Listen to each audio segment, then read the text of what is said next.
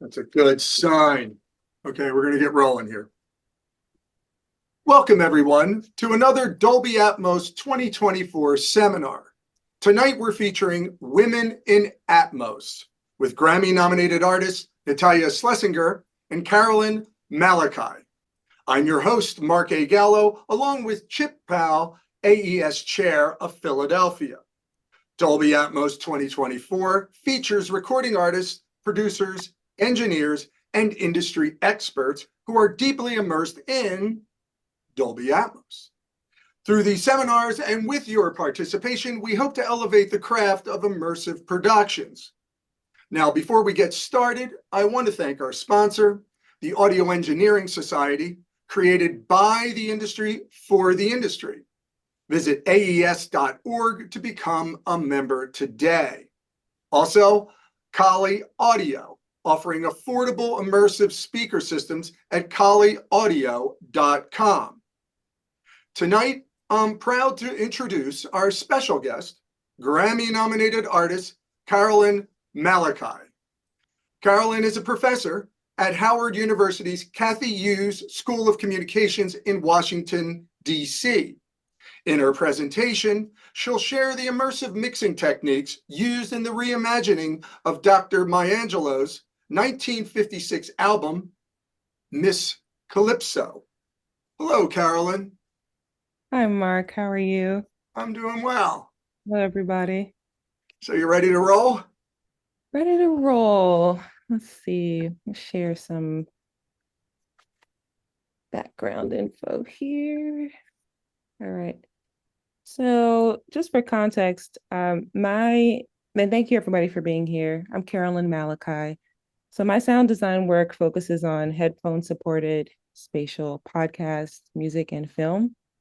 And since most podcasters, independent artists, independent filmmakers, folks who produce public art experiences and students don't have access to fully tuned spatial mix rooms, and since the majority of listeners will take in this work on headphones anyway, I've chosen to focus my work and my instruction on spatial audio that uses headphone monitoring. So I'm always asking this question, like, what is the truth in this sound design in a Dolby Atmos environment? And what I'm finding as I work with students, and especially as we worked on this reimagining of the Miss Calypso project, is that people who wear headphones all the time, their personal experience of the natural world has been sort of co-opted and hacked by the devices that they're using to recreate the world. So it's a very interesting toss-up here. And as you all know, overuse of headphones is prevalent among all ages, but there are two things that cause, I think, complications when we're working in Atmos. Our awareness of discrete sound sources is interrupted. And of course, there's the hearing loss issue. All in all, our experience of the natural world is impaired and dramatically reduced. So the truth about interrupted awareness of discrete sound sources, what I'm observing as I work with students and as I do my own work in Atmos is that, the wearing of headphones through studying, walking around campus, commuting, working out, cooking, etc., not only isolating ourselves from each other, but we have a severed relationship between us and the real world. So when we're working at Atmos, that means for a lot of folks, our perception of 3D parameters is skewed and it becomes apparent.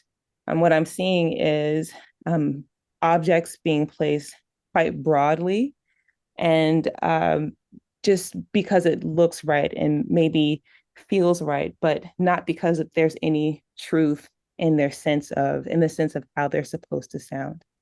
So from the perspective of a novice sound designer whose sonic view of the world has always been earbuds, a bird flying overhead should be at the top of my heights. And because there's no listening, or because our listening of the world is filtered, the bird kind of sounds like it should be there too, but they really don't know if the bird should be there. Oh, and all in all, the result is a less localized, more diffuse feeling in the mix. And a lot of times, overuse just results in a mono feeling overall. Also, because there is this lack of real world experience, I'm noticing there's just ample object movement. And that movement is erratic and it seems to mimic more so the sound designer's internal feelings rather than the authentic pace of their natural environment. There's also the hearing loss issue, and it's not a grown adult thing. It's actually happening way before college. Approximately 1 out of 6 teenagers has experienced measurable hearing loss, likely resulting from the excessive noise and excessive use of headphones. So specifically in my students, what I'm seeing is an inability to recognize tonal changes. So we do a lot of ear training, technical listening in my classes. And for example, I have students who have difficulty recognizing a tonal shift between 120 hertz and 500 hertz. Right. Wow. So coming to the truth in sound design via head-supported spatial audio, I focus them on two goals or just two topics of focus. One is their personal immersion in the story and the environment, and then also an understanding of our client and our end users' listening habits, which are much like their own. So when we're working on film, I adopt in my classes and for myself a capture first philosophy. So that means no samples. That's the ground rule, no samples. We do avid location scouting. We do our own ambient recording, our own Foley production, and we're out in the field with humble tools. So just H4n field recorders, 360 field recorders, and with AT897s. And this is forcing an interaction with the real world that they normally don't have. And you'd be surprised how much this makes their mixes sound more cohesive, but also more realistic. With music, the rule is you got to lean into the story that's being told. And as far as object placement and movement, I limit them to 3 that can move. And those movements have to be meaningful. They have to contribute to the narrative of the story. So, for example, in this project is unreleased, and I will say it this way.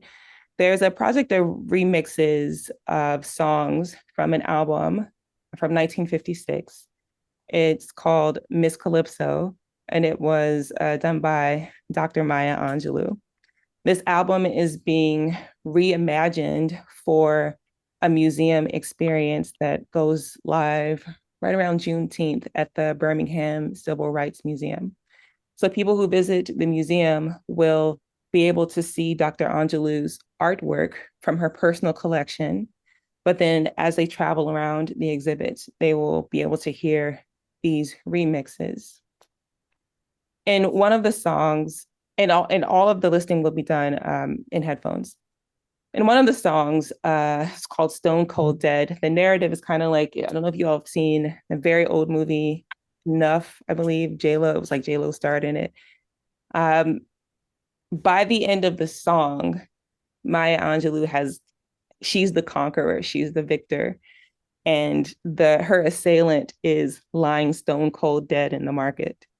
And so the idea was we have her prancing around, prancing around the market, like celebrating her liberty from a long time abuser.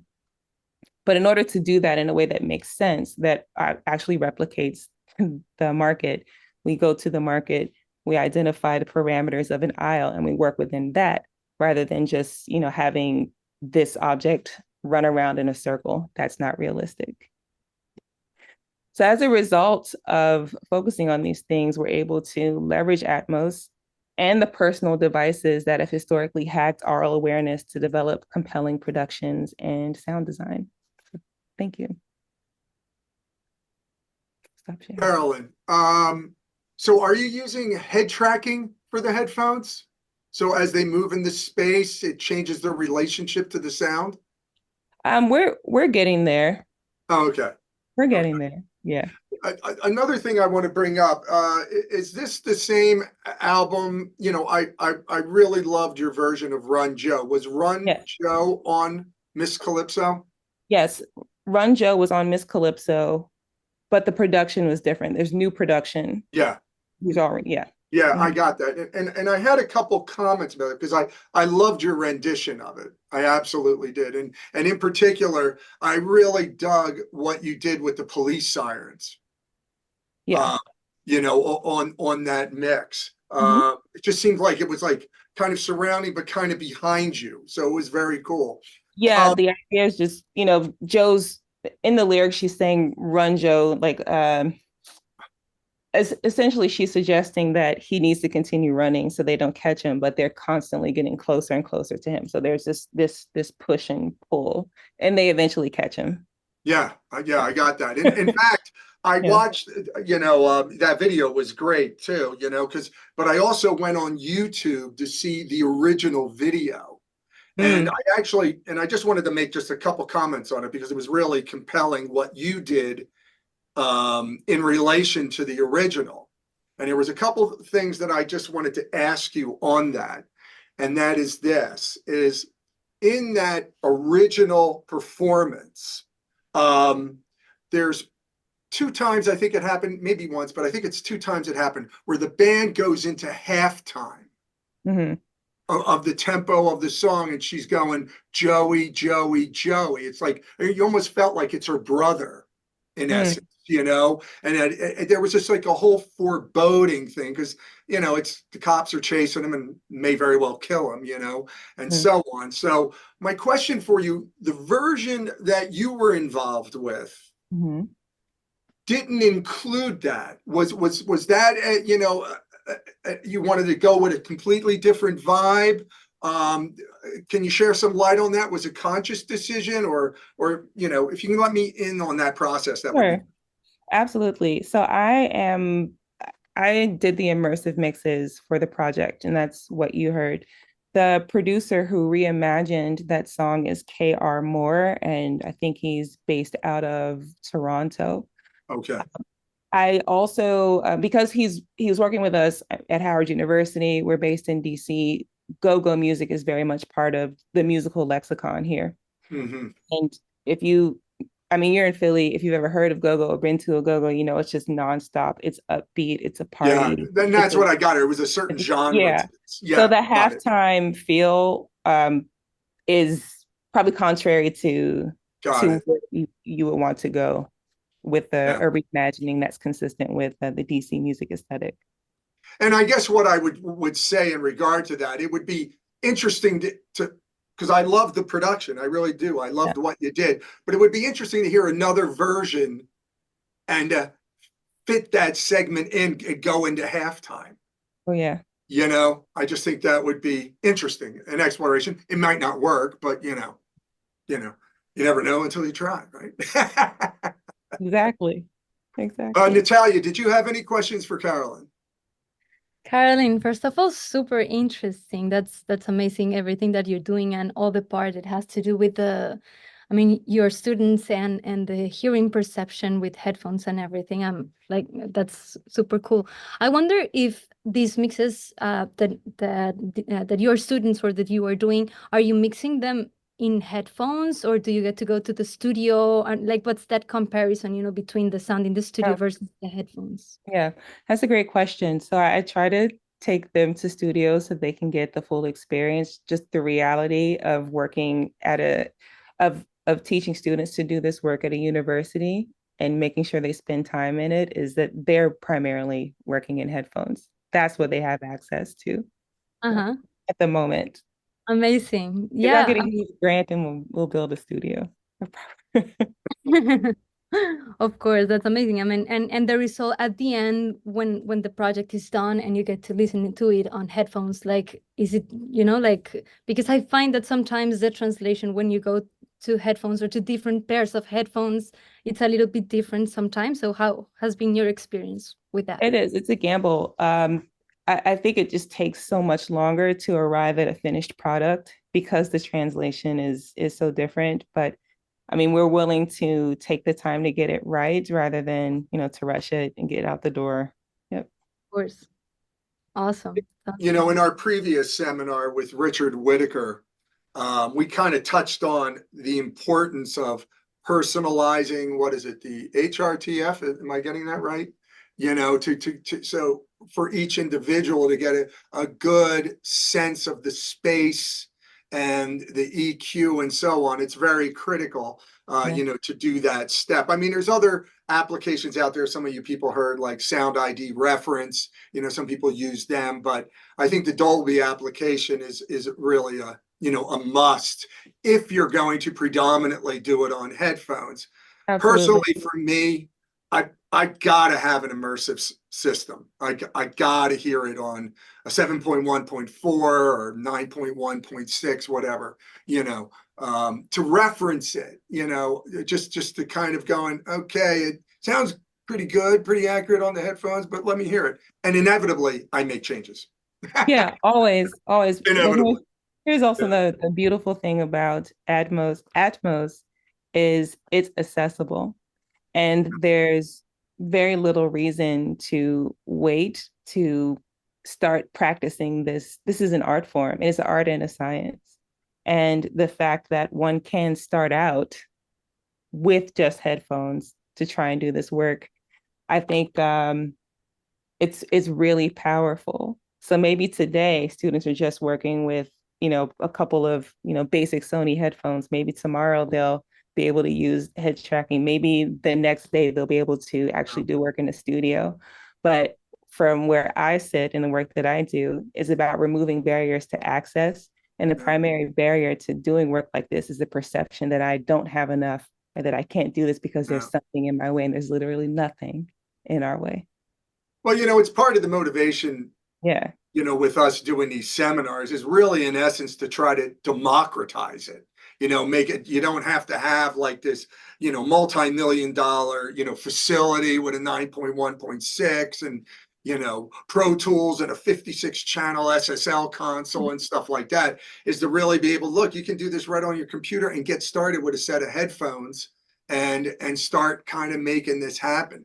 So, you know, and having resources like this seminar and many others, you know, where you can go on YouTube and kind of go, well, let me hear these pros talk about it, you know, and, you know, that's kind of one of our goals here, you know, in doing that. Absolutely. That's amazing. And I also think that the idea of starting working on your artistry, you know, what is it that you want to do creatively with these ideas and start coming up with ideas, even if you don't have these super expensive studios sometimes, that's amazing that you're doing so. Yeah, and on a final note on that, you know, like anything in industries across the board, is just that over time, immersive sound systems will fall in price. You know, it's like, you know, I mean, probably within 3 years, you'll be able to get a consumer grade for maybe $1,000, a 7.1.4 surround system they can put in your entertainment room, you know? You know, it's not going to be like, you know, Genelec system, you know what I mean? It costs $50,000, $60,000, but it kind of gets you there, you know?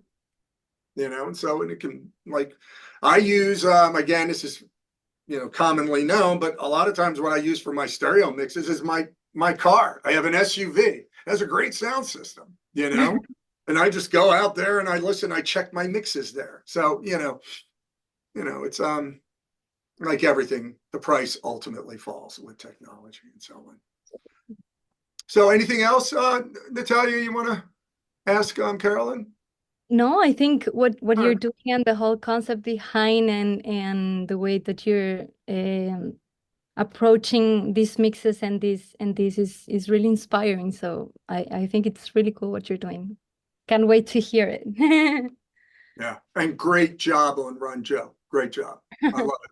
I love it. And Carolyn, thank you for taking the time. You saved my butt. I would have to do my ukulele routine, and you don't want to see it.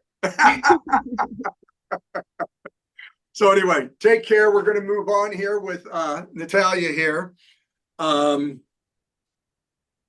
Okay, first got to get a recap of just some of the ground rules for our audience out there for the Q&A session that's going to happen after your presentation, Natalia. If you wish to ask a question, please raise your virtual hand using the tool in Zoom, and Chip will unmute you. We will not be using the chat room. In the past we have, but we've made some changes for reasons I won't disclose at this time. Please keep your questions about or related to Dolby Atmos. Thank you very much. Okay, now on to our featured speaker, Grammy-nominated immersive engineer Natalia Schlesinger, who will be streaming live from her studio in Miami, Florida. Natalia is an engineer for the Art House Studios and the Abbey Road Institute. Tonight, she'll discuss how to use space and movement to not only enhance the track, but also make it more expressive. These elements can be utilized not only in the mix stage, but also in production and even composition. Natalia will also share a few sessions where she used these techniques as expressive resources. Currently, she's working on an orchestral piece where the entire composition is based on spatial audio. You'll see how this process works and how thinking in the immersive realm has affected the composition, recording, and in general, the entire production. And now, ladies and gentlemen, Grammy-nominated Natalia Schlesinger. Thank you very much, Mark, for that amazing introduction. And first of all, thank you very much for the invitation. I feel very happy and honored to be here today, sharing, some thoughts and some experiences I've had in this amazing experience of like mixing and producing and working in Dolby Atmos and immersive music, right? As you were saying, I am originally from Colombia. I live in Miami. I've been living here for about 5 years already. And I have the amazing opportunity to work here, as you were saying, in Art House Studios, which is the studio of Maestro Julio Reyes Copello. Julio is an incredible multi-Grammy and Latin Grammy winner. He's been working with artists like Marc Anthony, Jennifer Lopez, Ricky Martin, Juanes, and many others. I've always admired his work a lot, so I feel very happy to work in here. And also, we do have the Abbey Road Institute in Miami, which I'm very happy to be part of as well, and to teach and have amazing students here.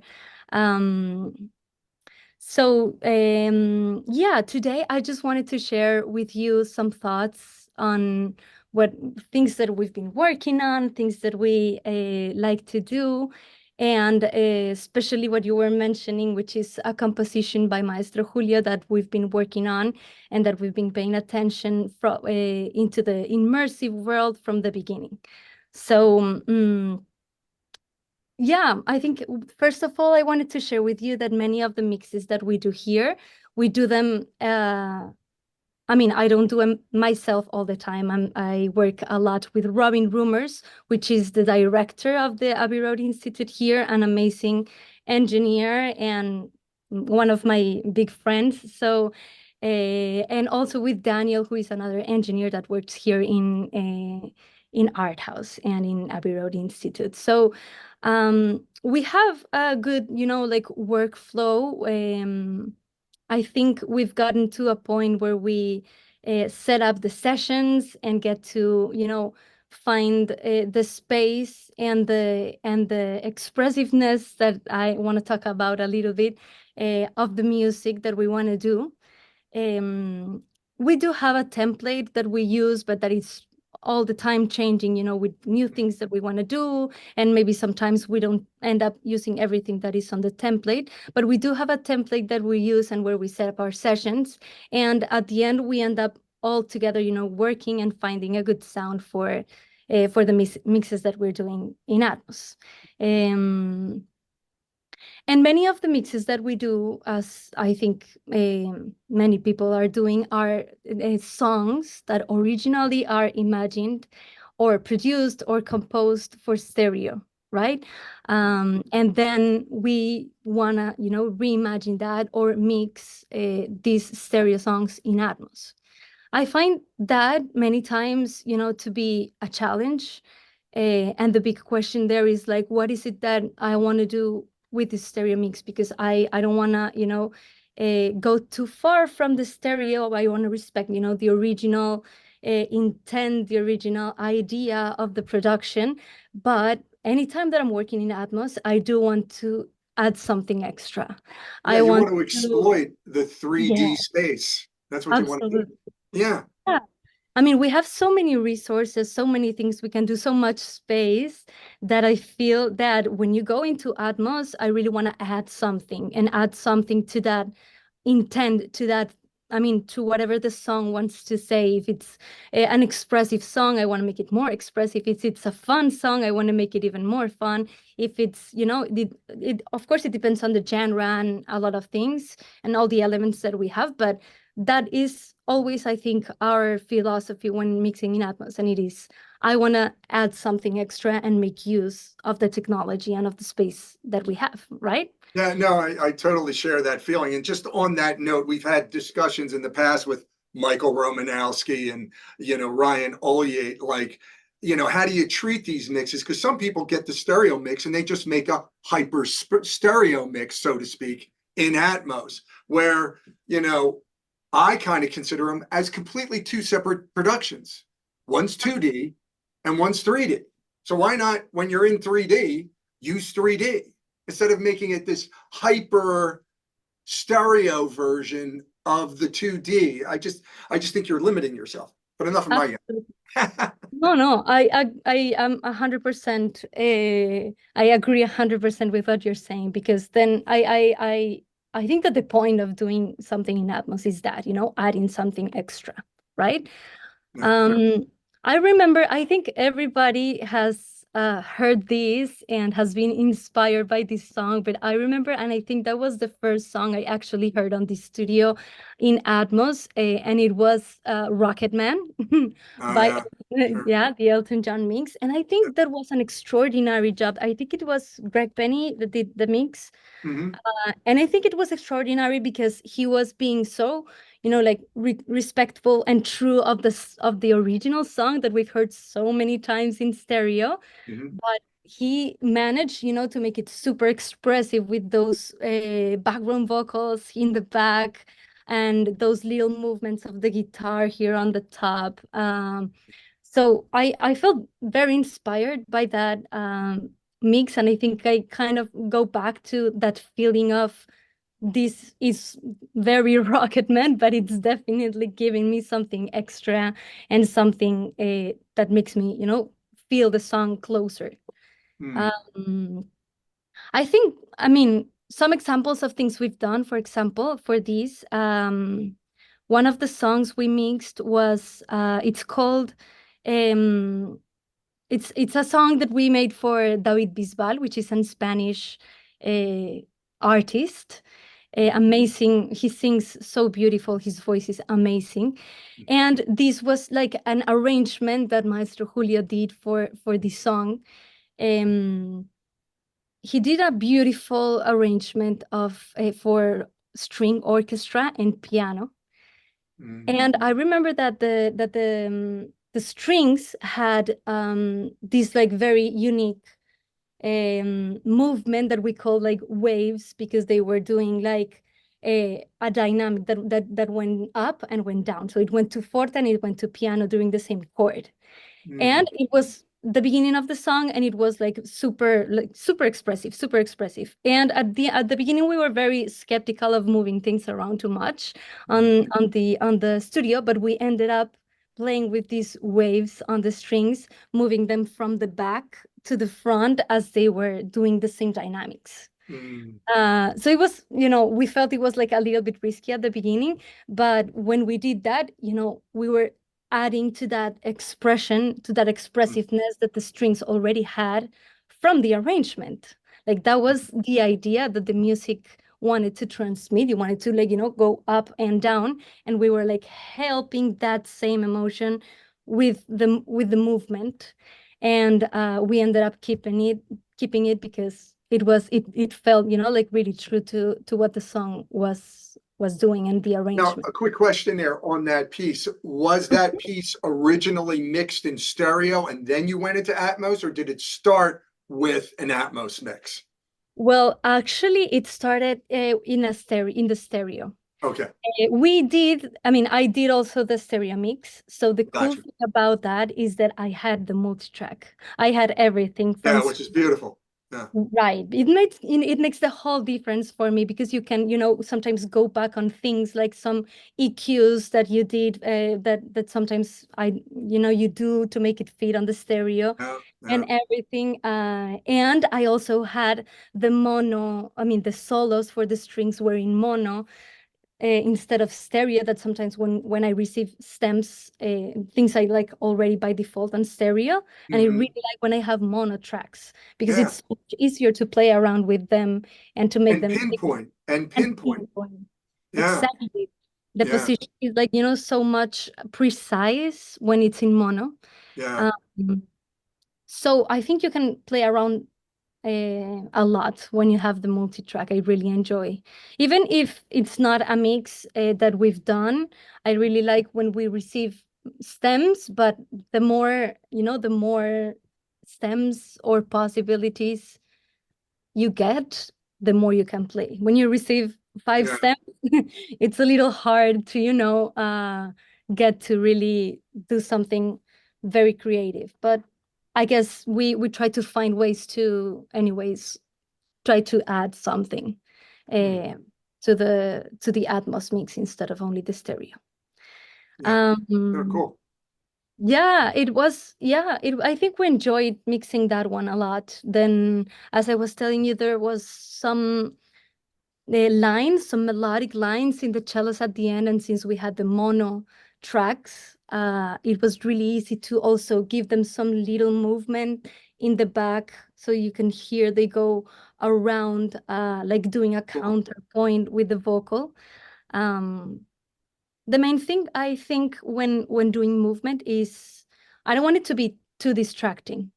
So Mhm. I don't want the attention of the mix or of the listener to go into, oh, what is, to do this kind of, oh, what, It's what is that? What is distracting, that or it moving? becomes distracting. It Yeah. becomes distracting. And Yeah. sometimes it's easy for it to become distracting. So I think movement should be, like really simple and really specific for something. And you gotta make sure that it's something that it's actually adding to the song, and it's not just because I just want to move things around and make it Yeah. super, you know? Now, on that point, some previous seminars that we've had, there's people like, I'll just bring up Ryan Olye, where he doesn't move anything around. Or Yeah. when he does, it's just very, very few things. Maybe he'll do like a reverb thing or something, some trick in the high, elevated speakers and so on. But he really is like, look, when I hear that guitar, I want that guitar right there. So your kind of approach is really kind of cool if it's done with discretion. In other words, Definitely. just what you were hinting at, because you can kind of create a mess for yourself. It's very If easy. you got stuff going all over the place, an epileptic seizure can ensue. You know what I Oh mean? my God. Yeah.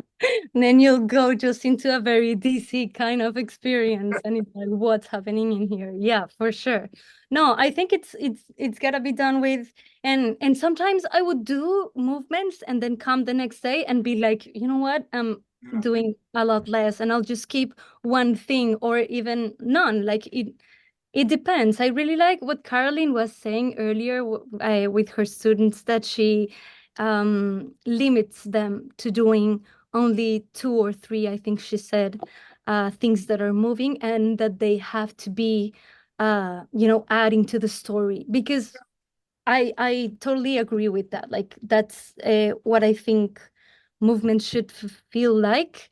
If it's the case, there are songs that don't need anything, that I wouldn't put anything on it. But then there are others where I think that's the point. If it's, adding to the song, to the musicality of it, to the experience that we want to get, then might as well, do it Yeah. or Now, try I it. want to touch on just something briefly, and this is kind of a fundamental thing, but so a lot of people have their different perspectives on this, and that is beds and objects. Right. Are you predominantly objects and you just kind of use the beds for effects, or is everything objects? I am tending more to go into objects than bed. I'm almost doing Even everything with the on bass, the kick drum, now. it's an object. Even bass Yeah, well, guitar. the low end. Sometimes I am a little bit more conservative on that one because I don't want to make it too much of a mess. But guitars, pianos, everything would be objects.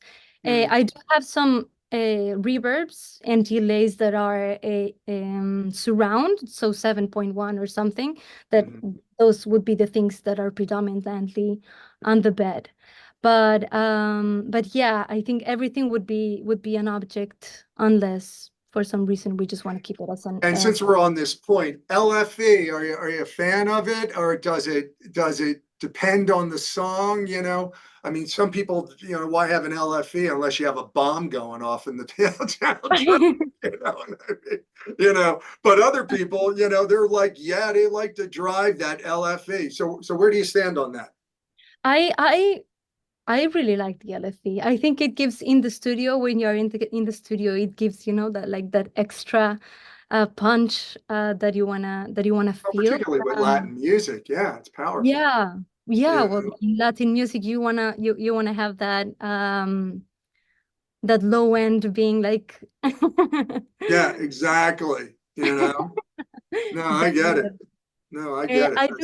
I do try to check it, on headphones and on other systems and even without the LFE because I don't want to rely on it. That's like my point. Like I don't want the entire mix to rely on the LFE, but just to be, like a touch extra that's giving, that energy that you want to have on the studio and on the mix, but not necessarily everything is like based on that. Like my point if is I take out the LFE, the mix still works and it's still great, but it's like adding that extra.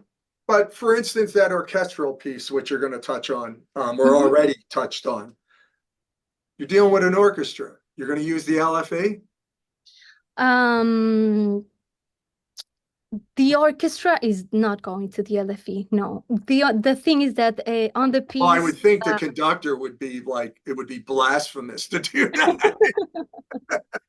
Like but I guess you could do it. But I was just curious with an orchestra, I guess you would not, Yeah, no. I mean, the piece, the one I want to talk about that Julio is doing, he did it it's for string orchestra. We had additional woodwinds, there's a piano, but in some sections there is also like a synth bass. So that bass, that would go into the LFE for sure. Because the purpose of that bass is mainly that, like adding that extra low end, which is not supposed to be like something protagonic on the mix or on the song, but it's just, like that deepness, like that deep sound that's going to help it be a little bit more like stronger, in some sections. Yeah. No, I was just curious on that, But yeah, no, I assume that you would not use the LFE on a pure orchestral mix, meaning no synth bass or anything like that. Exactly. Besides the synth bass, that nothing is going to the LFE for sure. But yeah, so I love the question about the beginning on stereo or beginning in Atmos, because the one for David Bisbal, it was originally for stereo, and then we got to do very close in time, the Atmos, like it was the next week we were already doing the Atmos mix, but it was born in a stereo format. But we have had so much fun, and I know Maestro Julio, he is having a lot of fun also thinking on productions and songs from the beginning in Atmos, in an immersive experience. So I believe there are so many things that you can do, and the mindset that you can have when you're thinking of a composition or on a production of a song, already having your mind that that's going to be done in immersive music, opens up so many possibilities, so many possibilities. I think you would imagine things that you wouldn't if you're thinking on the normal stereo format that we do. So we've been experimenting a little bit with that. And this piece is a very special piece. It's not released yet. It's something that we are still working on. But it's a piece that Julio wrote. It's an instrumental piece. The first time I heard it, he just played it on the piano. Like, I have this idea, listen. And it was this beautiful piece. And from that, we were like, okay, we should record this. You should orchestrate it. And we want to do it in Atmos, in immersive, from the beginning. Cool. Really cool. I was so inspired because I was just during that time, and I still am, but listening a lot to some of Morten Lindberg's productions. Mm-hmm. And I am so inspired by what he does, because it sounds so good. And the techniques he uses and the way he's thinking on immersive, it's really inspiring. So he brings this instrument, these ensembles and orchestras and choirs into these huge spaces like big churches or big halls. And he would play around with the position of the musicians. So he would have like an array of microphones in the center. Yeah. And I saw a video that he did of I think it was a jazz trio, where he would on one side the drums, then the bass somewhere else, and the piano in a different place. I'm not sure what the instruments were, but they were like around the microphones. And it sounded great. Like, you could hear the space, you could hear the church sound, and it was beautiful. So we came up with the idea of recording the string orchestra, and place the musicians in a circle. And I think that's incredible, because I was just going to ask it up. Like, did you record each section separately and then put it in Atmos, or did you do it as a live performance and the microphone array was basically the Atmos mix, correct? Yes. So with maybe some exceptions, I'm sure. You might have, piano or something like that. But again, I'm sorry. Exactly. No, you're right. It was like a combination of both, because what we did was the arrangement, and this like Atmos recording was for the string section, the string orchestra. But then on top of that, we would record woodwinds and the piano. And then we would have the synth bass. But the original idea was to have the string orchestra in a circle. So I can show you a diagram we did for to start imagining this. Oh, that's way cool. Chip, can she share her screen? Chip? Let me see if I can. Zero gravity, I think. Should be. Okay. Oh, beautiful. Here we go. Awesome. Let me pull it up. Okay. Way cool. Way cool. Yeah. So this is kind of the diagram we imagine and that we used actually for the recording. And the idea is that you're just like sitting in the middle of the string orchestra, and they would be playing around you, as opposite of, like the normal, when you go into, an orchestra concert where you would be in front, right?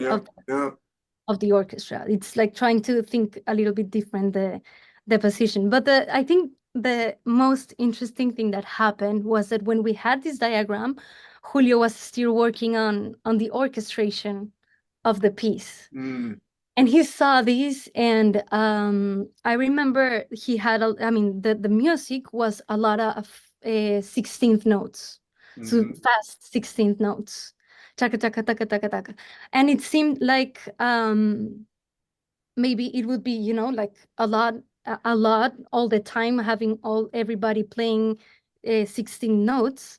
So we started playing around with the composition while we had these, and we ended up thinking of like a little kind of movement that the orchestra would be doing during the recording. So this Cool. is what Way cool.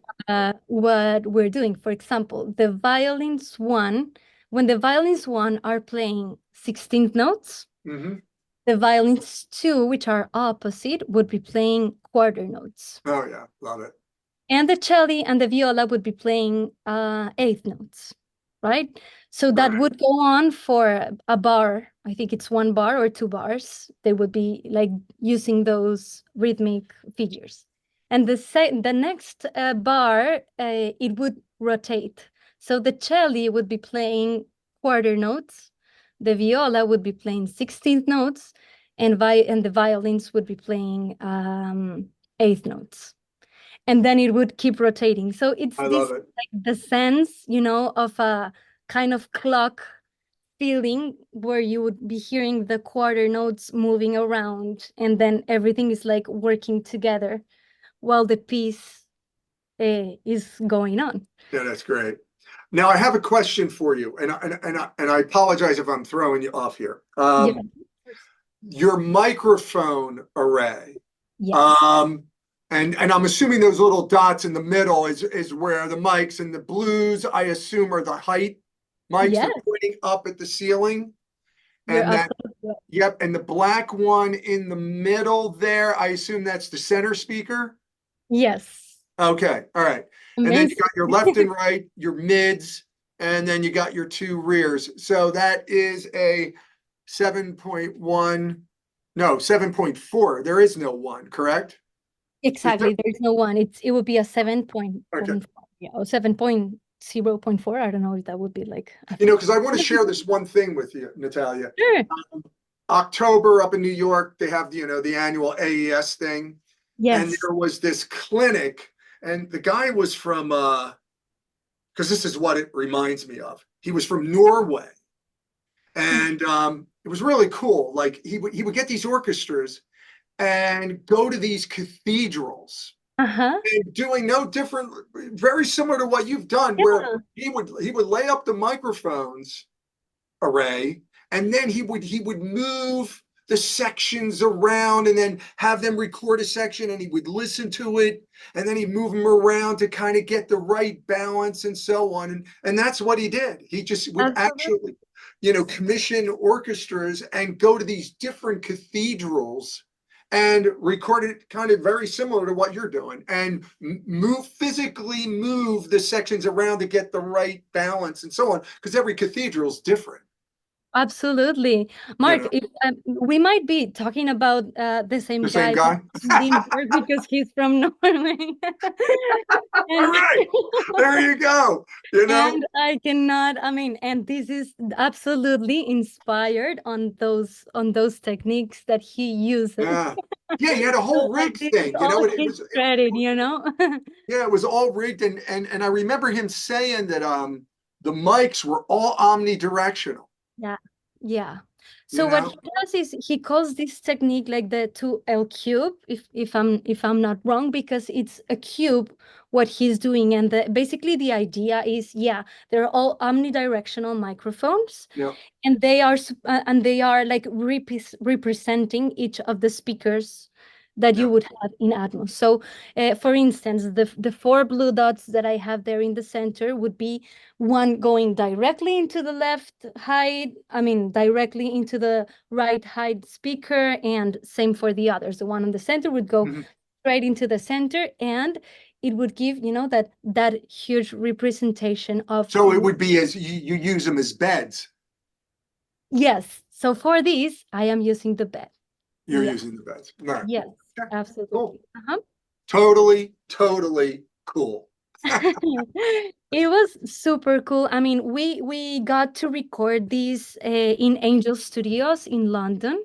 Wow. So we were not in a huge cathedral like Morten Lindbergh, but we were in a very nice, very high studio where we had like a really good room sound, but like in the studio, in the control situation of a studio. And well, it was like an experiment doing this like that way, but it was really cool. I actually have a picture of it. Doesn't look really Yeah, that'd be perfect, great. but let You me meaning the show. room where you recorded it in, correct? Yes, Yeah. yes, yes. Look, it's here. So it's a little, I mean, I don't know if you get to see everything, but this would be the arrangement of the Yeah, microphone. yeah, Let's yeah. get up here. And Oh, this would, well, I guess it's only a partial picture. So, the yeah. ones for the elevated speakers, those Mhm. mics are pointing up, correct or no? No, they're pointing, no, they're pointing it like to the sides, like a little bit angled Okay. and aimed, you know, to the That's orchestra. the one thing I remember. We're talking about the same guy from Norway. Yeah. Is that at the cathedrals where he did it, the mics, top mics, pointed Mhm. up Upwards. Oh, that's to so get cool. the Makes so much ambience sense. in the room. They pointed Mhm. up, so that's interesting. But they probably had to do that because it's a different room, obviously. Yeah, and unfortunately, we didn't have all. I mean, because Morten Lindberg, I think he uses all omnidirectionals, and I Mhm. think they're all DPA microphones, if I'm not wrong. Mhm. We didn't have that. We had to like make a combination of different microphones, and actually, the higher microphones, they are Sheps MK. Mhm. 21, is it the reference? They're like the big cardioid ones. Gotcha. So they are not totally omnidirectional, the ones on the high. Mhm. So that's why we had to, you know, like change it Compromise. with You got to the, yeah. I compromise. play a Yeah, little bit with what we were doing got it. um, in there.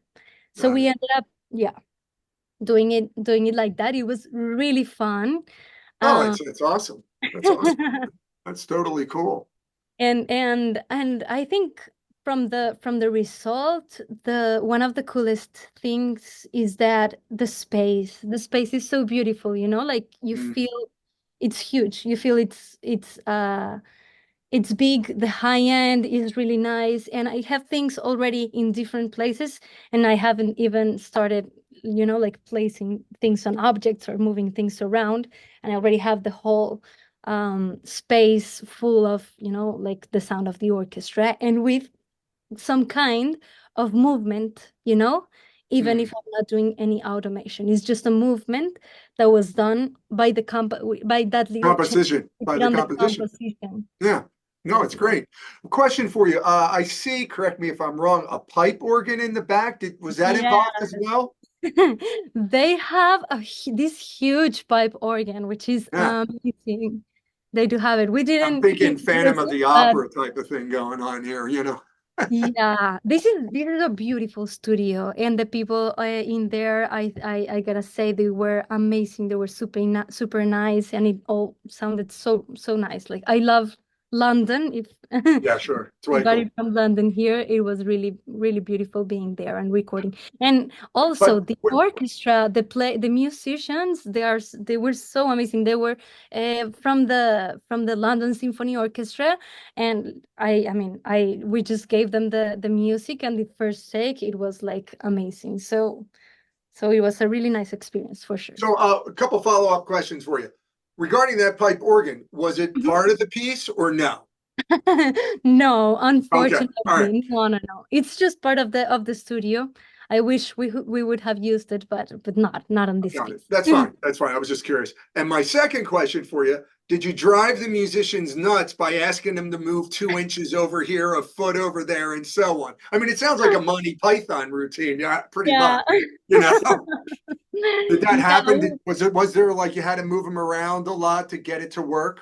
I think the ones that had a harder time were the engineers and the and Yeah, the yeah, and the assistants, you know, like placing the microphones. yeah. We what I did was, I a week before the trip, I was already speaking to Marianne, which she was like the first violin, because we didn't have a conductor, you know, like we thought maybe this is gonna be easier if just the first violin, she's gonna be, you know, like kind of conducting, because they're gonna be looking at each other. I think that was the challenge for them. They are used to play, but like knowing everybody is like on their sides, and they're looking at a conductor on the front. And now we just changed everybody around. We moved everybody around, and they had to play by looking at each other's faces, which I think that was the challenge for them. I mean, they're amazing musicians, so I don't know how much they really struggled with that, but those were the conversations I had with Marianne beforehand, because like I was like, we have this crazy idea. Do you wanna help us make this happen? And like she was amazing, talking to everybody and conducting them, and bringing this piece to life for sure. Now, just you might have said it earlier, so I apologize. So this piece, orchestral piece, this started as an immersive production, not a stereo production. Is that No, correct? absolutely, exactly. As an immersive, yeah. Started that's as an immersive, and with the few like compositions or productions that we've started in Dolby Atmos, I think that the challenge is then you actually have to do a stereo mix, and then how are you gonna translate this really yeah, crazy you're things you're doing into the stereo? It's a challenge. Yeah, we touched on this in previous seminars, like the whole fold down thing, like going from a 7, well, I'll just say this right here, going from a 7.0.4 Yeah. to a stereo. Yeah. Whenever I've done, and I've known others that go from that configuration down to a stereo, most of the time it doesn't work. I mean, there are some people that say, oh yeah, it works. I'm like, you got to make changes. I mean, do you agree or disagree? No, I honestly agree 100% with you. I haven't in my experience, I haven't. I mean, I've tried many times the folding down into stereo, and I haven't had really pleasurable results. No, I end up, like making a safe copy of the session and starting from scratch in stereo, because yeah, I don't think it's translating. I've heard of some people that they are kind of doing it at the same time, which I think it's really cool, like while they're mixing in Atmos, they are checking the fold down and kind of mixing in stereo at the same time. So you would be doing changes all the time, but I haven't tried it that way. That's something I really want to do because I find it very interesting. But so far, no, I've been doing completely separate mixes for stereo and for Atmos. On that note, Chip, somebody wants to ask a question. You're okay with a question, aren't you, Natalia? Absolutely, yeah, for sure. So, whoever that gentleman is, Chip, is that cool? Sure. Well, cool. Do you see who it is? Yes. Okay. Hey guys, thanks. Can you hear me okay? Yeah. Okay, great. I haven't used these headphones before, so I didn't know if I had to press a button. I'm really interested too to know if there are specific things that you find consistent when you're trying to go from Atmos to stereo.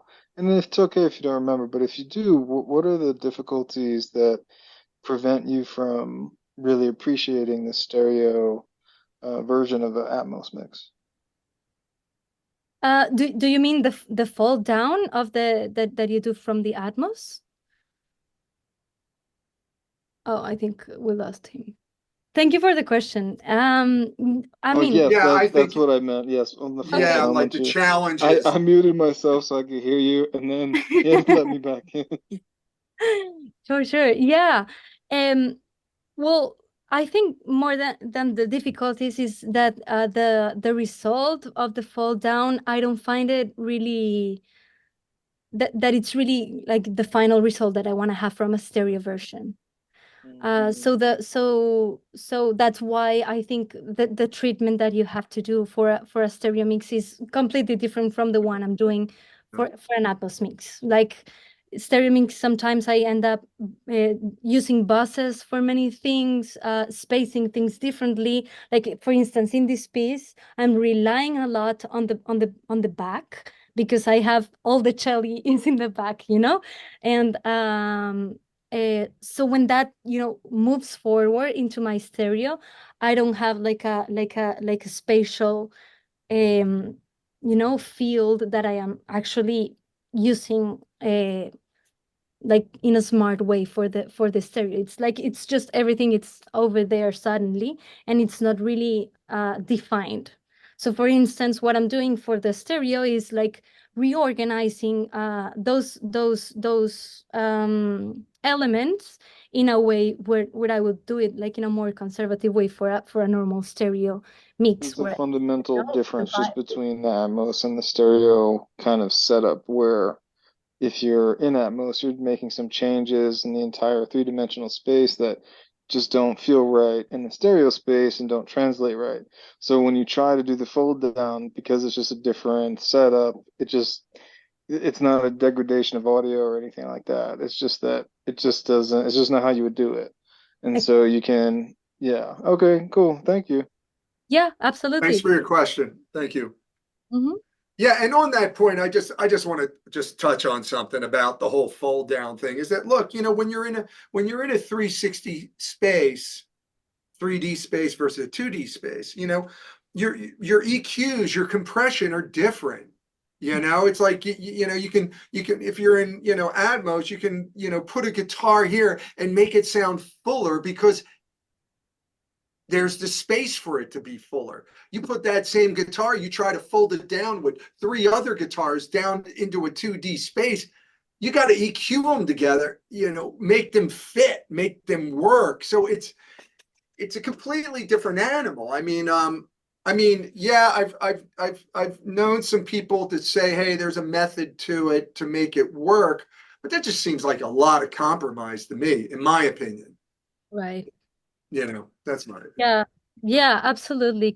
I think a huge difference as well would be dynamics. I Yeah. think you can be a lot more dynamic in immersive in Atmos. Mhm. Because yeah, I mean in stereo we're much more used to, you know, use compression and have things, you know, like tucked in, you know, the space and making us, you know, as wide as possible, but still everything is like there. And when we are in Atmos, I feel like I can be a lot more dynamic, and still the Yeah. mix is gonna work and it's gonna feel together anyways, and it's gonna yeah, it's gonna work. So the way I compress things or play with the dynamics, and as you were saying, Mark, with the EQ is very different on the Yeah. stereo. I mean, it's to me, it's almost like a no-brainer, but you know, I'm sure there's a method to kind of make it work better, you know, but I would just treat it as like, okay, I did the 3D Atmos mix. Now I'm going to do the 2D stereo mix and just treat it differently, you Two know. different mixes for But sure. I think, Why, we have another question from, yeah, go ahead. Rod, is it? Is it yep. Rod? Okay, cool. Hey, Rod. Hi. Hello? Hello? Yeah, Hello. got you, buddy. Oh, great. Hey. Hi, thank you for taking my question. Sure. Great to be here on this panel and listening to such great information. I'm new to the whole thing. I'm used to doing stereo mixes my whole life. And now I love the gentleman's previous question because I'm having the exact opposite issue now. And I'm like, okay, I have all this space now. I don't know what to do with it because now it seems like the cohesion of what you get in a stereo mix is now just shot to everywhere. And I'm not sure what the right approach to this was.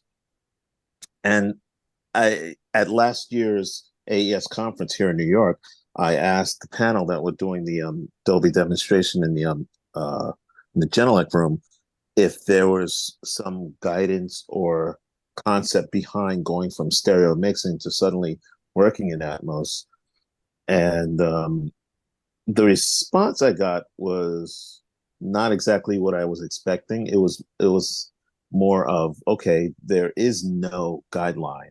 Yeah. It's a matter of your own creativity and how you feel you connect with your audio, whether it's a sound design or whether it's doing a mix. So I said, okay, I'm going to try this. And I sat down with a jazz mix that I did recently, and I just said, oh man, I don't know what I'm doing, because now it just sounds so vacuumous and huge Well, you that get into phase issues. You know, a lot yeah, of times well, you yeah. do. You run into phase issues, you know. You're going from like all this down to that, and things start canceling themselves out. So, Well, but I I'm was sorry, going Rod. from a I'm sorry. stereo mix though. Yeah, yeah. But I was going from a stereo mix, trying to now widen the mix into uh object placement. And I'm like, I kind of feel like there's so much space. And I Yeah. was wondering if Natalia, if you had the same issue going the opposite, going from stereo to Atmos. Oh, okay. Yeah, well, I think from when going from stereo to Atmos, a lot is gonna depend on how, like, what is it, the files that I receive to go to Atmos. As I was saying, one of the like when we get to do both mixes, it's really nice because I have the full multi-track, or I have, like, kind of control or what is it that I want to keep from the stereo to bring into the Atmos. So for example, I could keep the tracks, without the EQ, because as Mark was saying, maybe in Atmos I want to EQ things a little bit different. Since, for example, like one of the things that happens a lot, sometimes guitars, I would do like a harsh EQ sometimes, depending on the genre, in stereo to make them fit together with the rest of things. But when you have more space and you bring guitars to the back or to the sides or somewhere, maybe you'll find that you don't need to EQ them as harsh as you were doing on stereo. So I would go back Mm, on that and give them back some body many times, mhm, because now I have the space to do it, right?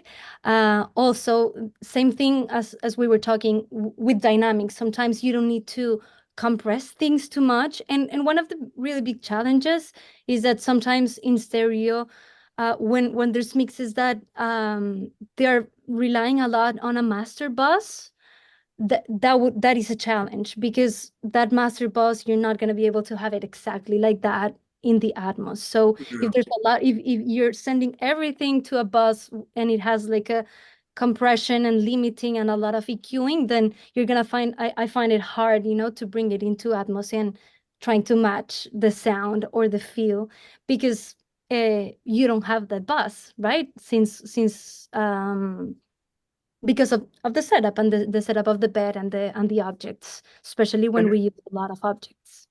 And Rod, on that point, if I misunderstood you, I apologize. But ideally, you're talking about, I assume, a stereo mix that you're trying to push into Atmos, which is not ideal. I mean, basically, you want to start with the stems, that created that stereo mix, but don't use the stereo mix to go into Atmos.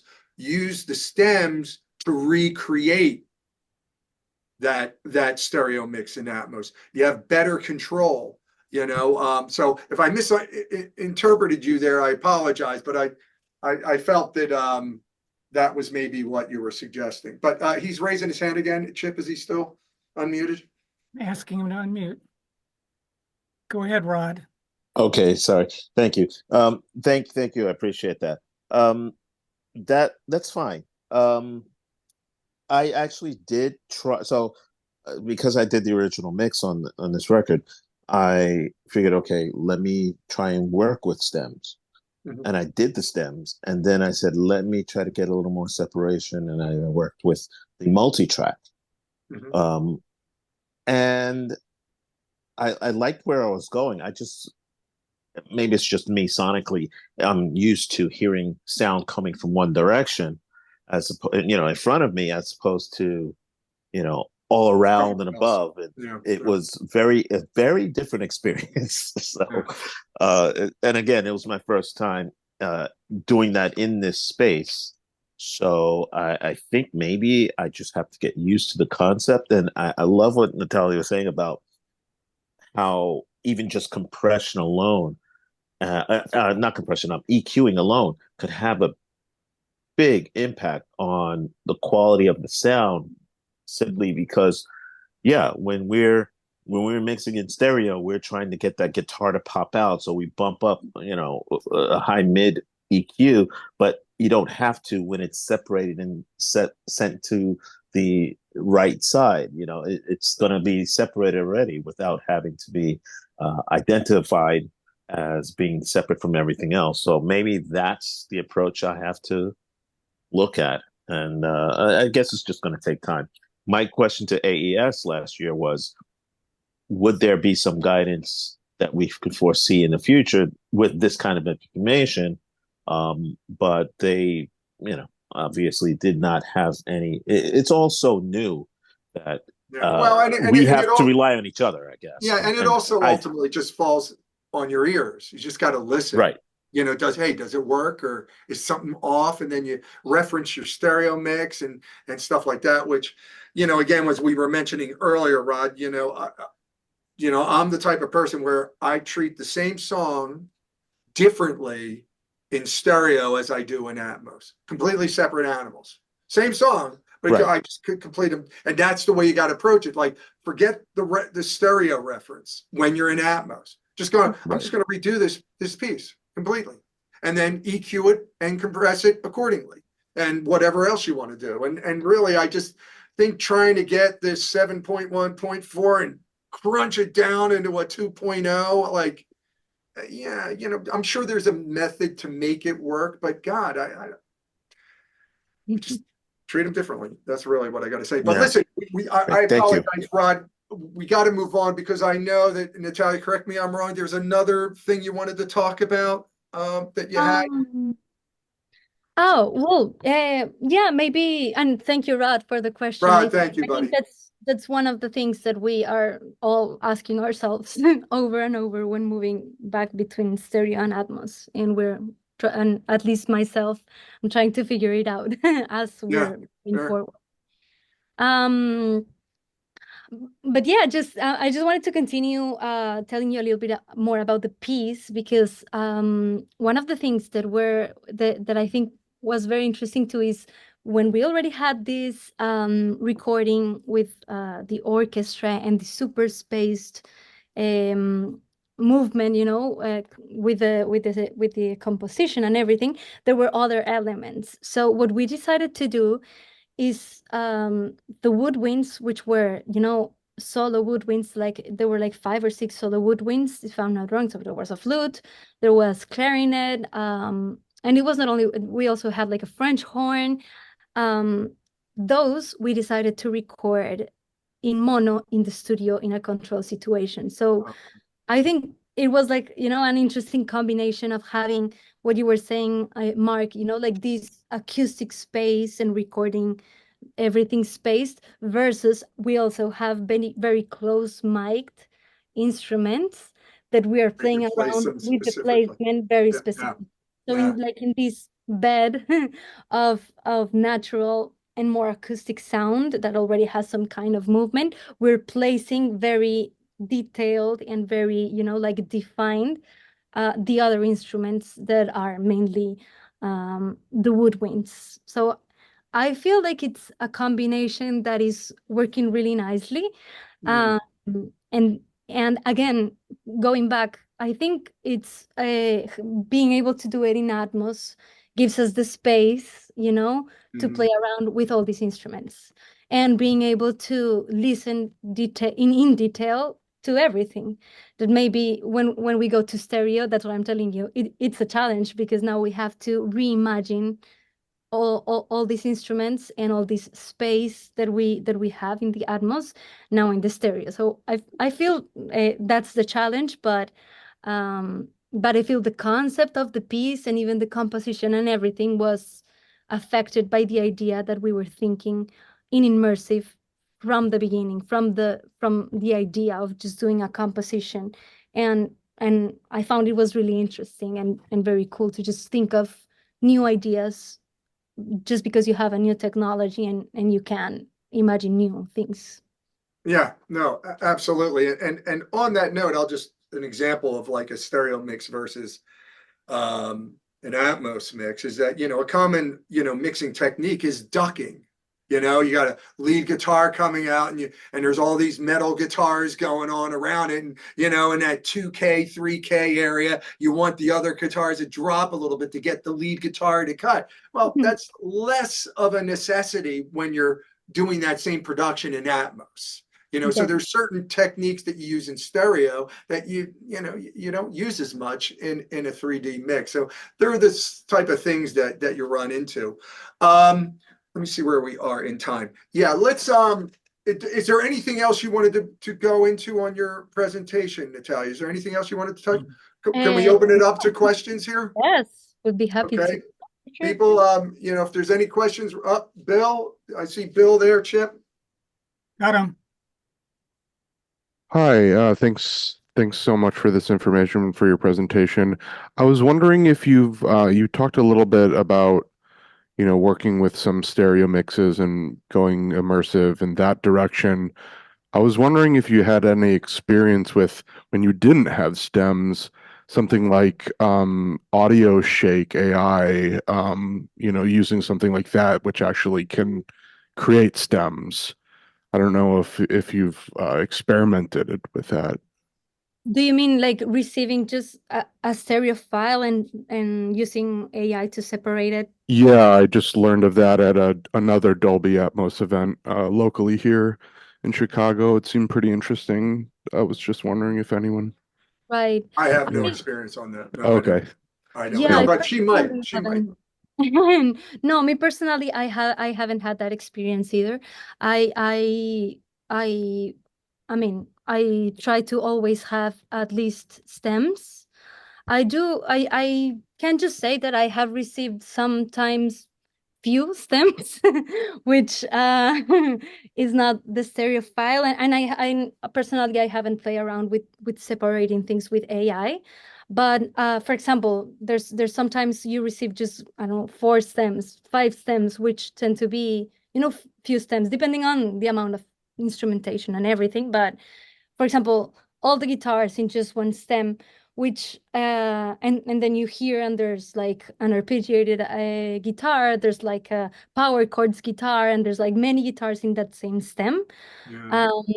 And Yeah. you have to get creative with it. So I haven't done the AI thing, but sometimes what I would do is just like buy sections, you know, like cut sections. For instance, the verse has only the arpeggiated guitar, so I would keep that in one track and place it in a position. And then in the second chorus, I have more, you know, like power electric guitars or something different, and I would use that in cut the file and use it in another track to place it in a different place. So I end up like playing around a little bit with the stems I have, so I can, you know, do something, do a little more than what I would be able to do with just having 4 tracks. That's like as far as I can So you're do. kind of looping them, basically. You know, the Oh no, arpeggio. No, no, not looping them, but just like placing them in different places and treating them differently Oh, okay. All depending right. on the part of the song. Yeah, like I don't wanna, you know, change anything on the production of the song, but I just wanna like play with the position especially. So or with the EQ, for example. So if then I have guitars, electric guitars, I can use them in a different way than I would use the acoustic ones, but only if I have the possibility that they are like in different moments of the song in time, if that makes sense. So we try to get a little creative with that, but I haven't, you know, the ideal would be to receive the more stems you can receive, the better, because that's the way you can actually work the ideas you have and have more flexibility on the things you can do. And less compromises. Yeah. Mm-hmm. Yeah. Anybody else? Question? Nope. Okay. We're boring. Okay. So listen, Natalia, this is probably the perfect time. Ooh. Can you do like a little impromptu tour, get your laptop and just move it around and show us the studio? Oh, sure. Is that cool or? possible? Definitely. Yeah, All right, definitely. We'll love to because show your you. room looks very cool. So if it's feasible, if it's Thank feasible. you. Yeah, I do. Let me unplug this power cord here.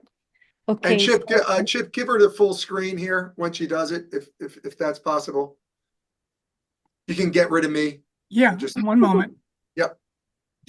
So this is we call our studio Zero Gravity. That's why you were saying that name in the other screen that I was sharing.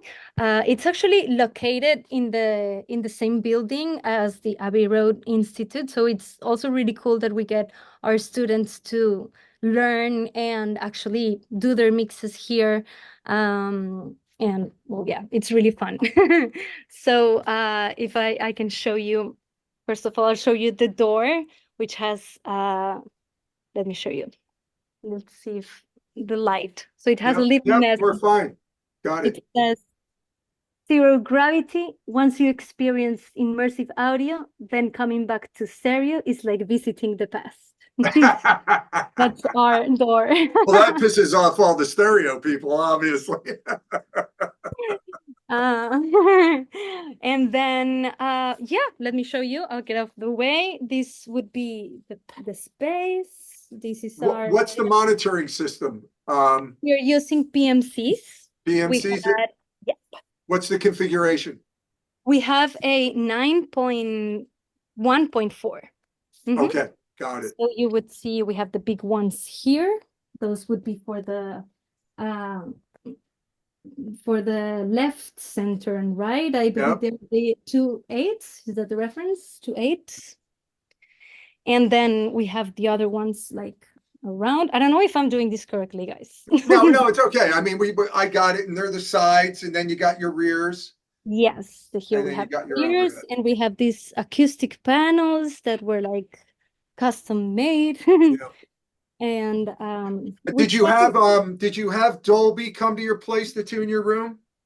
yes, we had one day we had Dolby and the PMC guys together. Got it. They were here and they, spent the day calibrating the studio. We also have this big screen, which I really love. Oh, that's killer. You can fit everything into it. And then the TV, I don't know if I showed you that, also like a TV up there. So it's, like easy to see everything at the same time. The panner and the full session. Yeah, you can separate things It's out. been Yeah. really, really comfortable. And the other thing I love is we have this SSL controller. Let me show you this one. Oh, sweet. Yeah. Really nice. We love it. And I love it because a lot of automations. I end up doing a lot of automation in Atmos as well, volume automation, a lot more than I tend to do in stereo. So doing it manually feels really nice, and it's sometimes even more Intuitive. yes, more intuitive, and I end up doing better automations with faders with the mouse. Question for you: when you're mixing in Atmos, are you using predominantly plugins, or do you have a rack of Neves that you like to kind of like, hey, I want to like warm this thing up, I want to kind of do it differently and not use a not that I'm dissing plugins. I'm not dissing plugins. But just saying, like, look, I want to run this through some analog, a leveler, and so on. Do you have analog outboard gear you use in the process? Well, unfortunately, not in this room. In this room, we don't have any outboard gear for that. But in the other rooms on the studio, we do have some outboard gear that we have an SSL, and we have the Neve, and we have some compressions, the Pull Tech, and some other nice nice gear that we really like. So if it was the case that I wanted to use it specifically for an Atmos mix, then I would go downstairs and go through it. And sounds like a pain in the ass. That would be what I what I do. It would be like kind of a two process thing. But for Atmos, normally I would stay more in the box. Okay, so being in the box, and this isn't an advertisement here or anything, don't get me wrong, but I mean, what's your palette of plugins you like? And obviously the SSL suite of, Yeah. plugins and so on. Is there anything else? Do you like Halo if you got a mono track or a stereo track and kind of want to spread it out in the space more? Or is that part of your arsenal, so to speak? Yeah, I do. We have one that's called Aura 3D Mm-hmm. plugin I use mainly for some reverbs I really like, but they are not in surround. So it would be a stereo reverb that I use. Let me see if I can pop it up. I don't have it in this session. Maybe I can open it real quick. Let me see. So those are the kind of things that we would have in our template that I was talking to you about in the beginning. So it will be some nice reverbs or some specific reverbs, because I actually, for the question that I think it was Rob that he had, one of the things that has helped me fill up the space sometimes, sort of thing, is effects. Effects are really nice to use. I think there's a lot more room for effects to be in Atmos and still have some definition. So I love, I mean, if I can use a surround reverb, I would I mean, I use it a lot. We have Altiverb. That's something, Sure. a must Beautiful. Yeah. that I have, 771 Altiverbs. There we have also a reverb that's called Symphony. Really like it. Yeah, Really nice, some more plates and things like that. And then for specific effects that maybe we don't have in 7 or in surround, we would use the Auro plugin to help it, if that's the case. I've had some mixes, that I've played moving the effects. So that was like another crazy things that we were trying once. And it was, for example, it was like more like an alternative song. And the singer would stay, in the center at the front, but then she would sing like a note, and the reverb would be the one, traveling around. So it was the reverb that was moving from the front to the back like that, while the vocal would stay in the front. And it was like a really interesting effect that. No, it's cool. There was a track that you sent me, when we were setting this event up, and I perused all your tracks and so on. And there was one where she was singing, and then it was like it would catch me here and then pull back. And it was very cool. Very cool. And I was wearing headphones. I wasn't hearing it on a monitoring system, but I was just wearing headphones, and it translated very nicely. Oh, Mark, we have another question if you want to try to squeeze it in. Oh, okay. Yep. Absolutely. Shoot Tiffany, away. please go ahead.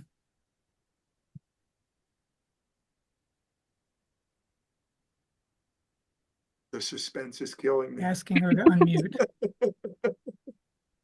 Tiffany, you there? Is she having that unmute problem, Chip, do you think? No, I'm asking her to unmute.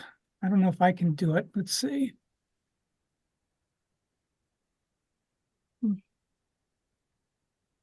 Yeah. I'll wave hi to her. Hello. Mike. Tiffany, if you can hear us, please unmute yourself. All right. Who's we can go to Shane. There she is. We're getting closer. Yeah, I see her. Oh, she's saying she can't unmute herself, Chip. Or I think there we go. Not unmuted. Okay, I'm gonna turn my video off. I may have missed this, but what is the name of your studio you work for, or you are in? Yeah, so the main studio, the original studio, it's called Art House Studios, which is Maestro Julio Reyes Copello studio. I think it's been more than 10 years that he has this studio. But a few years ago, we opened also Abbey Road Institute Miami, which is like a program that was originally done in London, but now we brought it from London to Miami too. It's also in some other places in Europe, but this one is the first one like on the Americas. Very cool. And the actual Dolby Atmos studio is called Zero Gravity. So it was like 3 names, but it's all kind of the same. Thank you so much. Thank you. It's a course. beautiful studio, so thank you. Thank you very much. We have another question from Shane Lewis. Hey, Shane. Please unmute yourself, brother. Hey, guys, thank you. First of all, great demo, great explanations. Making a transition from stereo into figuring out how to do 3D and Atmos. So this has been very helpful. And I'm sorry if I missed this, but what is the mastering process like from taking a 3D mix and mastering that? Is it still running through like a master with effects on it, and it's just 7 or 9 or however many channels you're doing, or is there a whole different process that it goes through specifically for the master? Right. Thank you, Shane. That's a great question. I think well, there's many ways. I think the people are starting to do mastering on Dolby Atmos, and I think there's like an amazing video that you, Mark, had with Michael Romanowski talking about mastering, right? So but I can share with you the way we do it, and the way we do it is we have the Dolby assembler, which is like a program, and what we do is we would print the Atmos mix as the ADM, which would include the bed and all the objects that we're using, and that ADM would be the one we import into the Dolby assembler. And if for instance that's an album, we would import all the songs in there, and that's where we would do like the mastering process. So it's like a different software, and that's how we're doing it here, at least. And isn't it also called the album assembler, or is it album called assembler?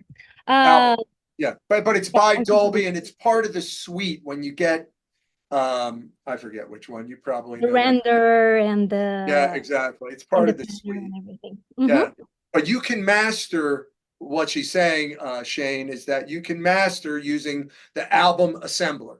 You can master your Atmos mix. Exactly. But also, so it's not like a 7.1 or 9.1.4 audio. It would be the actual ADM, which would include all the objects, like plus the bed, the 7.1.4 bed. Yeah. 2, I think 7.1.2 bed plus all the objects. That would be the. So you kind of have fine control. Yeah. All right. Anyone else out there? We're kind of like at the end here, but I don't want to be a jerk, All right, Philippe. I hope I pronounced his name right. I pronounce everybody's name wrong, so. Yeah, it's Felipe. Felipe. All right. See, I was right. I pronounced everybody's name wrong. Thanks, pal. You did mine perfect. But anyway, you have a question, shoot. And you're the last one, but go ahead. All right, thank you. So actually I'm finishing building up my Atmos studio. I'm actually a mixer, but for the Atmos thing and everything, it's quite new for me. So I don't know. This is more for Natalia. How do you approach for example, when you have the stereo mix, it has an essence. When you translate it to an Atmos, how do you try to keep that essence? If you try to get me. Because Yeah, I totally understand you. I think that's one of the things I work on the most, because when you have a stereo mix, especially if you are not the one that did the stereo mix, there's an essence. That's what you're saying. Like there's a print already. There's something happening there that you don't want to lose in the Atmos, right? What you want to do is enhance it. So that's why that's like my mindset a little bit when I'm doing Atmos. I will have the stereo in my session and will reference it now and then, not all the time, because I want to do, as we were saying, like it's a different thing, the stereo from the Atmos one, but I would reference just to make sure that I'm not losing the essence, or that I'm not, you know, like going against what the original intent of the stereo mix was. Even if it was me that, or if it was here at the studio in-house that we did the stereo, sometimes there's something happening there that you don't want to lose. So I would try, you know, to make sure that that essence, or that intent, or that like intention that the original stereo mix has, we're not losing it, but actually we are enhancing it. So trying to find the things that make, you know, that click. I don't know, there's sometimes it's a little bit mysterious to me still, but there's sometimes when you're mixing and then suddenly you do something and it clicks, you know, like you're like, it clicked here. And sometimes it's not like very rational, but sometimes it's more like emotional or intuitive when that happens. Maybe the next day you'll come and you'll be like, actually, I'm changing everything. But I think that would be my approach, you know, trying to keep the essence, but enhancing the mix or adding something new without losing the original intent.